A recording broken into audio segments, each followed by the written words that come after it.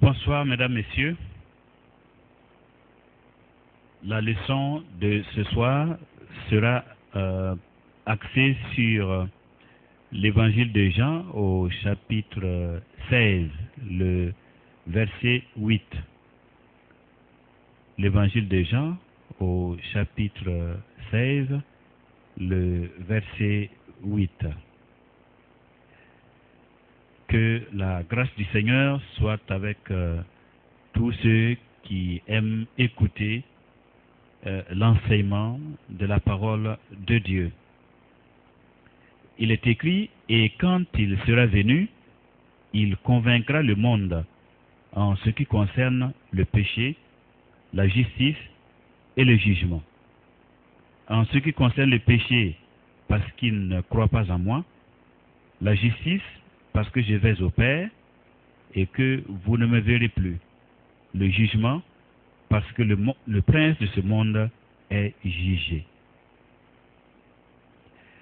Alors, selon ce contexte, selon le contexte du verset que nous venons de lire, il est question de la mission du Saint-Esprit. La mission ou encore l'œuvre du Saint-Esprit. C'est-à-dire ce que le Saint-Esprit va faire, quel va être son travail et sa mission auprès des hommes de toutes les nations, des hommes de tous les peuples. Après avoir fait la promesse de l'Esprit, le Seigneur nous donne maintenant de comprendre la mission de l'Esprit, le but pour lequel l'Esprit viendra dans le monde. Il est écrit, et quand il sera venu, il convaincra le monde en ce qui concerne le péché, la justice et le jugement. L'un des mots les plus importants, c'est le mot convaincra. Il convaincra. Donc, il va convaincre le monde en ce qui concerne trois choses, le péché, la justice et le jugement. Le péché, la justice et le jugement. L'action donc du Saint-Esprit sera essentiellement une action de conviction, convaincre le monde. Une action de conviction, une mission de convaincre le monde. Il me semble que pouvoir convaincre le monde, c'est l'une des choses les plus essentielles. D'accord? Parce que un homme ou une personne qui n'est pas convaincu, qui n'est pas persuadé d'une chose, eh bien, vous ne pouvez pas l'engager dans quoi que ce soit. Et le mot convaincre suppose que l'esprit va parler au cœur et à la conscience des hommes et des femmes. Il va parler non pas seulement à leurs oreilles, mais au-delà de ce que leurs oreilles vont entendre, eh bien, l'esprit a pour mission de toucher le cœur, le moteur spirituel et moral de chaque être humain. Aller jusqu'en profondeur dans les convictions, dans les motivations, dans l'être intérieur, pour apporter comme une sorte de lumière, de manière à sortir les uns et les autres des pensées négatives qu'ils ont à l'encontre du Dieu vivant. Vous savez, le péché, on le verra tout à l'heure, c'est avant tout une erreur. On va le voir dans la suite de la définition. Le péché, c'est une erreur. C'est aussi un mauvais état d'esprit. C'est-à-dire, c'est au sujet de Dieu, avoir au sujet du Seigneur une mauvaise attitude ou bien une mauvaise pensée ou bien un mauvais état d'esprit de ce qu'est le Seigneur, sa nature, sa volonté, sa justice et son œuvre sur terre. Quand nos pensées, ce que nous pensons du Seigneur n'est pas juste, n'est pas conforme à la révélation des Saintes Écritures, alors nous sommes dans un état de péché. Nous sommes déjà dans une erreur de par la manière dont nous pensons, de par la manière dont nous raisonnons, parce que c'est tout cela qui va déterminer nos actions, notre manière de vivre sur cette terre. Donc l'état d'esprit, quand il est faux ou quand il est mauvais, nous sommes déjà dans le péché. Donc vous imaginez au cours des siècles combien les hommes se sont fait certaines idées, certaines pensées, quel état d'esprit les hommes ont pu assimiler, ils ont pu bâtir en eux en ce qui concerne la divinité, en ce qui concerne Dieu, sa nature, sa volonté et son œuvre. Ayant été plongés pendant des siècles dans des ténèbres, ayant été abandonnés à eux-mêmes dans leurs pensées, et ça se voit au travers de leur culte, de leur religion, de leurs pratiques, au travers de ce que les hommes aiment et de ce qu'ils font et la manière dont ils vivent sur cette terre, on voit bien que, eh bien, ils se sont beaucoup éloignés de la vraie pensée de Dieu. Donc, comme la Bible dit dans Romains chapitre 1, leur pensée sans intelligence a été plongée dans les ténèbres. Donc, l'état d'esprit de l'homme, ce que l'homme pense de Dieu, est vraiment à des milliards d'années de la réalité de ce qu'est Dieu lui-même. Donc, le péché, c'est ça. Et maintenant, le Saint-Esprit, sa mission, c'est d'aller prendre des hommes et des femmes qui sont aussi éloignés de Dieu dans leurs pensées, qui ont un très mauvais état d'esprit vis-à-vis de Dieu, d'accord, qui pensent mal de lui, qui ont sa justice, qui ont sa nature, et le Saint-Esprit a pour mission d'aller prendre de tels hommes dans l'état où ils se trouvent et les persuader, les convaincre d'abandonner leur état d'esprit et de comprendre que Dieu n'est pas comme ils pensent, donc, et de sortir ces hommes de cet état moral et spirituel et les introduire dans la révélation, dans la lumière, dans la compréhension de la nature du Seigneur et de sa volonté. Donc c'est vraiment un travail qui est très profond. Alors, et c'est pour ça que j'ai dit que tant qu'il n'y a pas ce travail de conviction intérieure, tant que l'Esprit de Dieu n'arrive pas à convaincre l'être humain, eh bien rien ne peut le faire changer ou quitter son mauvais état d'esprit ou le faux état d'esprit qu'il a au sujet de Dieu, de sa nature, de sa volonté. Donc, il faut nécessairement ce travail de conviction. Voilà. Ça sera la base de salut pour tous les hommes. nous allons parvenir à la vérité, c'est-à-dire nous allons parvenir à accepter Jésus-Christ comme Seigneur et Sauveur, à condition que nous ayons compris qui il est et quelle est pour nous la nécessité de l'accepter comme Seigneur et Sauveur en abandonnant les rites, les cultes, les traditions, les croyances et les religions que nous avions avant. C'est pourquoi le mot convaincre ici est tellement important et mérite notre attention. L'œuvre du Saint-Esprit, c'est une œuvre de conviction. Le salut va démarrer dans la vie d'une personne à partir du moment où le Saint-Esprit arrive à convaincre la personne de péché, convaincre la personne de justice, convaincre la personne de jugement. Le travail de conviction. Et ce mot, convaincre, lorsque nous repartons dans la langue originale qui est le grec, d'accord? Ce mot, c'est elekos, eleko. Eleko, ça s'écrit E-L-E, pour ceux qui écrivent, E-L-E, G, comme gâteau, G, C-H-O. Eleko. Mais ça se prononce elenko. C'est comme s'il y a un N après le deuxième E, elenko. C'est le mot convaincre, le verbe convaincre, elenko.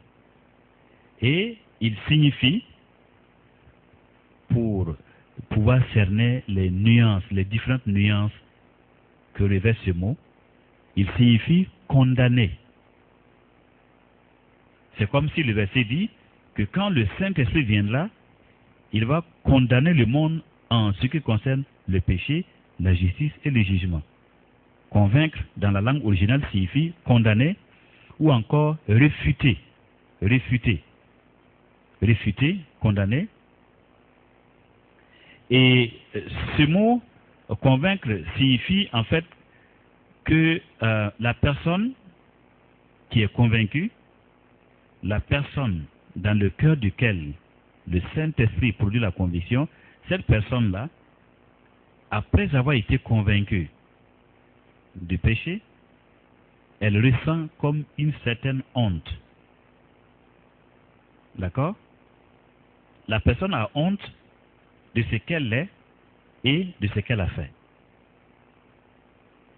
Et justement, c'est parce qu'elle a honte de son état moral, elle a honte devant Dieu, hein, de ce qu'elle est, de ce qu'elle a fait, que finalement, la personne abandonne sa position. La personne abandonne sa rébellion contre Dieu, sa résistance. D'accord? Et la personne se laisse convaincre que finalement, eh bien, c'est Dieu qui a raison. C'est Dieu qui a raison. Donc, il y a un sentiment de honte qui naît dans le cœur de celui qui est convaincu. Parce que le Saint-Esprit va condamner moralement ce que la personne fait et ce que la personne est. C'est vraiment une condamnation. C'est-à-dire qu'il va juger la personne en lui disant, écoute, ce que tu as fait et ce que tu es mérite une certaine honte. Voilà, ça mérite que tu sois couvert d'opprobre et de honte. C'est quelque chose qui est regrettable et qui est rejetable devant Dieu, qui est rejeté devant Dieu. C'est quelque chose que Dieu n'accepte pas, il n'agrée pas. Et ce que tu fais et ce que tu es, ça ne passe pas devant Dieu. Ce n'est pas acceptable. Tu ne peux pas avoir l'autorisation ou encore l'approbation de Dieu pour continuer de faire ce que tu fais. Donc le Saint-Esprit, il va apporter comme une sorte de honte morale et spirituelle dans le cœur de celui qui est convaincu, pour que la honte du péché l'aide justement à lâcher le péché, à lâcher sa vie de péché pour demander à Dieu une autre moralité, une autre vie morale. Voilà, un autre une autre vision de la vie et de l'existence. Il va demander à Dieu d'être changé, d'être renouvelé, de l'aider à ne plus être la même personne. Et c'est pour ça que souvent, quand un enfant de Dieu commet le péché, eh bien, il sent une certaine honte dans son être intérieur. Il a honte du Seigneur, il a honte de se présenter devant Dieu. Et même, il a aussi honte devant ses frères, devant ses sœurs. Et ça, c'est tout à fait dans l'optique, dans la mission du Saint-Esprit. On ne peut pas commettre le péché ou encore être dans l'état de péché et puis se sentir bien, et puis être content, être joyeux, ce n'est pas possible. Si quelqu'un se trouve dans une situation où il est encore heureux dans l'état de péché dans lequel il se trouve, alors on peut comprendre, on peut savoir que le Saint-Esprit est très loin de cette personne. Le Saint-Esprit n'arrive pas à pénétrer son cœur pour produire son travail de conviction. Voilà.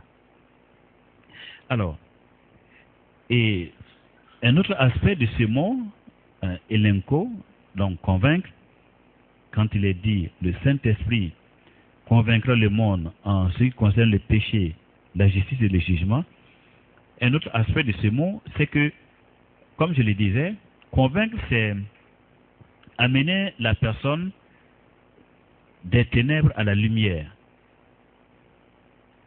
Donc c'est exposer, mettre à nu ce qui ne va pas dans la vie de la personne. D'accord?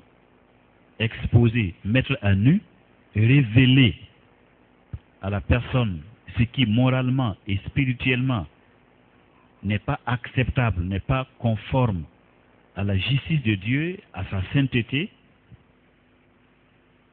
Donc, et ça permet, en exposant l'état moral de la personne, ça permet de faire jaillir la lumière. Alors, vous voyez, dans ce sens-là, convaincre, c'est le contraire de couvrir ou de faire compromis. Quand quelqu'un commet une faute, le Saint-Esprit ne l'aide pas à couvrir sa faute.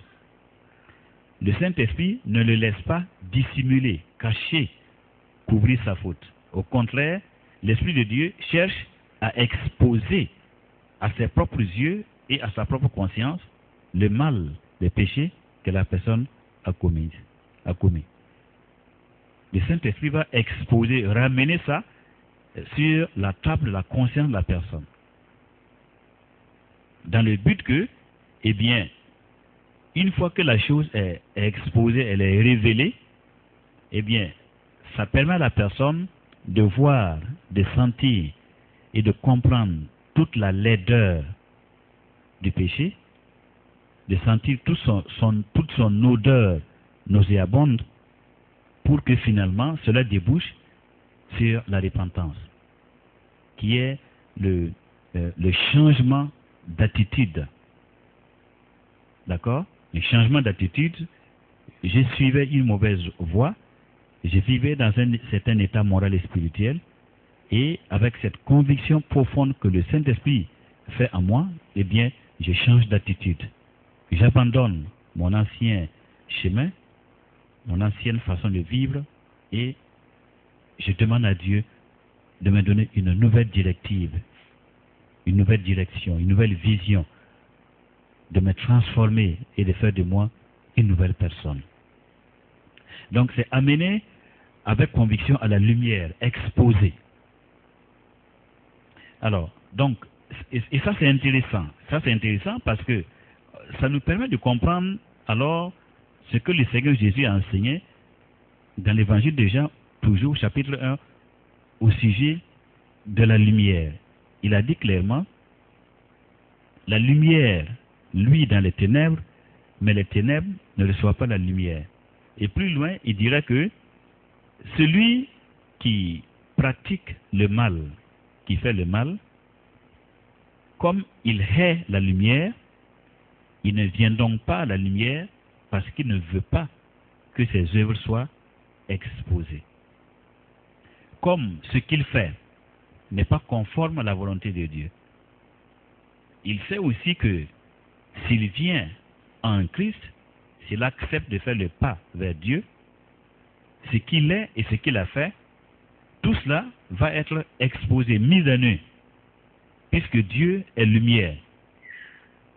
Donc, pour éviter justement que ses œuvres ne soient exposées à la lumière, eh bien, la personne préfère rejeter l'évangile, rejeter la lumière et fermer son cœur.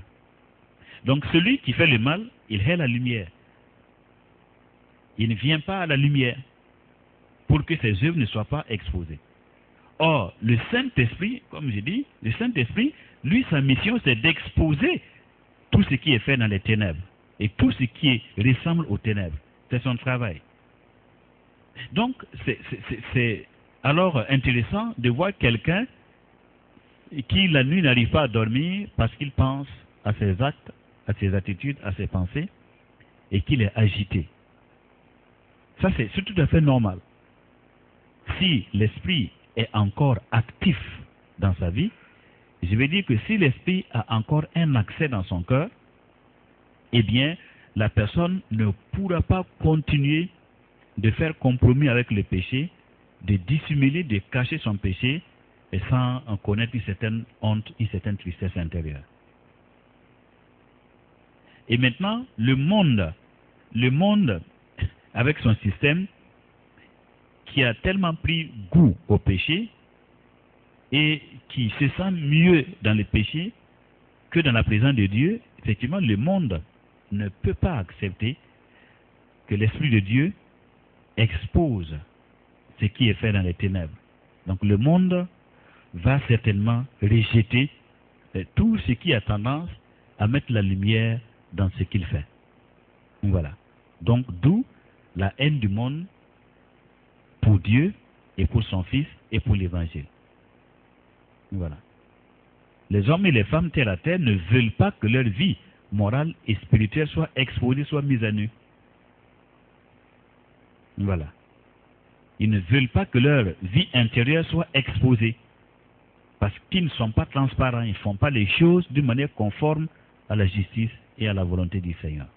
D'où, comme Caïn et comme Adam et Ève, ils cherchent toujours des lieux où fuir, ou des moyens de fuir la présence de Dieu, de fuir la voix du Seigneur. Donc de ne pas écouter. Alors, un autre aspect de ce mot convaincre quelqu'un, c'est aussi pouvoir trouver la faute que la personne a commise dans sa vie. Voilà, il faut fouiller. L'esprit va fouiller. C'est une façon de parler, il n'a pas besoin de fouiller. Mais comprenez, j'utilise un langage qui nous permet de comprendre. L'esprit va sonder le cœur de la personne, va trouver le péché de la personne, et l'esprit va lui montrer son péché. Donc c'est aider quelqu'un à connaître, à comprendre et à voir son péché. Trouver la faute. Un autre aspect, c'est aussi corriger la personne. 2 Timothée 3,16. Voyez, tous les mots qui sont utilisés dans ce verset-là signifient convaincre. Instruire, c'est convaincre. Réfuter, c'est convaincre. Voyez, corriger, c'est convaincre. Il y a la correction. Voyez, dans la conviction. Tout cela, ça tourne autour du mot convaincre. Corriger, enseigner, réfuter, tout cela, c'est vraiment le travail de conviction du Saint-Esprit.